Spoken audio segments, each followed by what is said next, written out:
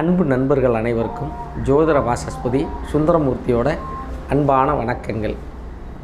வாக்கியப்படி சனி பகவான் மகர ராசியிலேருந்து கும்ப ராசிக்கு டிசம்பர் மாதம் 20ஆம் தேதி 5:20 பெயர்ச்சி அடைகிறாரு.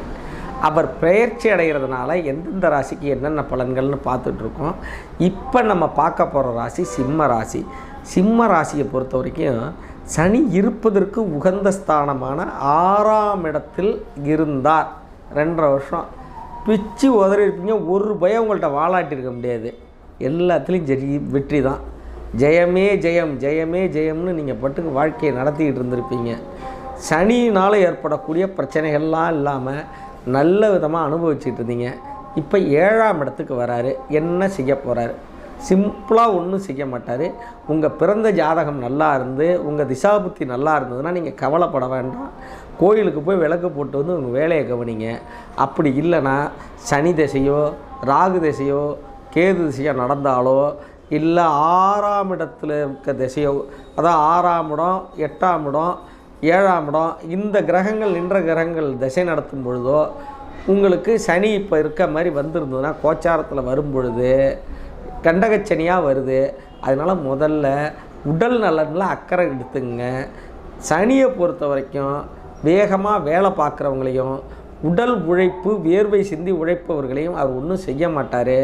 அதனால் காலையில் எழுந்துக்கிற பழக்கத்தை வச்சிங்க. உடல் உழைப்பு உடற்பயிற்சிகள் செய்யுங்க. அது மட்டும் இல்லாமல் ஒரு ஃபுல் பாடி செக்கப் நீங்கள் பண்ணிங்க. இதெல்லாம் பண்ணிக்கிட்டால் உங்களுக்கு சனியினால் எந்த பிரச்சனையும் வராது. 2வது 7ல் போய் நிற்கும் பொழுது உங்கள் வாழ்க்கை துணைவரோடையோ துணைவி கூடையோ சில கருத்து வேறுபாடுகள் வரலாம். சில பேர் வேலை கிடச்சி வெளியூருக்கு போகலாம்.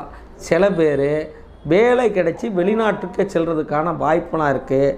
அது உங்களோட ஜாதக பலனை பற்றி ஆனால் இது இப்போ 7ல் சனி இருக்கும்போது திக்பலம் ஜாஸ்தி. திக்பலம் பெற்ற சனி இப்போ சிம்ம ராசிக்கு ஒரு நேர் எதிரான பகையான கிரகம்னா சனி.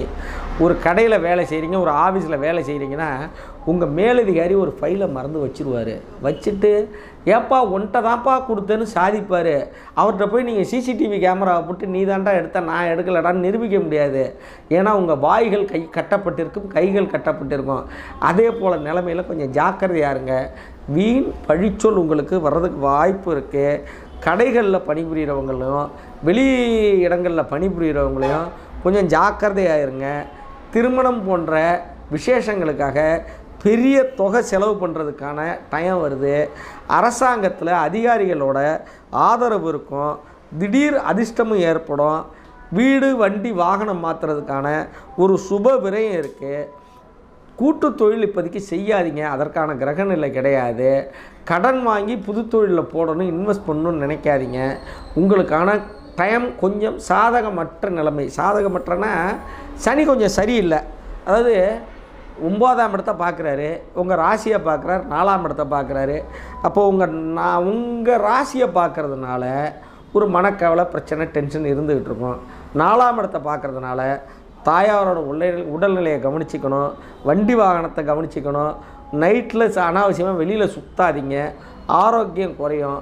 9ஆம் இடத்தை பார்க்குறதுனால தந்தைக்கு ஒரு நல்ல விதமான ஒரு மருத்துவ செக்கப் பண்ணி கொடுத்து அவங்கள்ட்ட மனசு ஆறுதல் படுத்துகிற மாதிரி பேசிங்க. 9ஆம் இடத்தை பார்க்குறதுனால உயர்கல்வி படிக்கும் பொழுது அங்கே சில தடை தாமதங்கள் வரலாம்.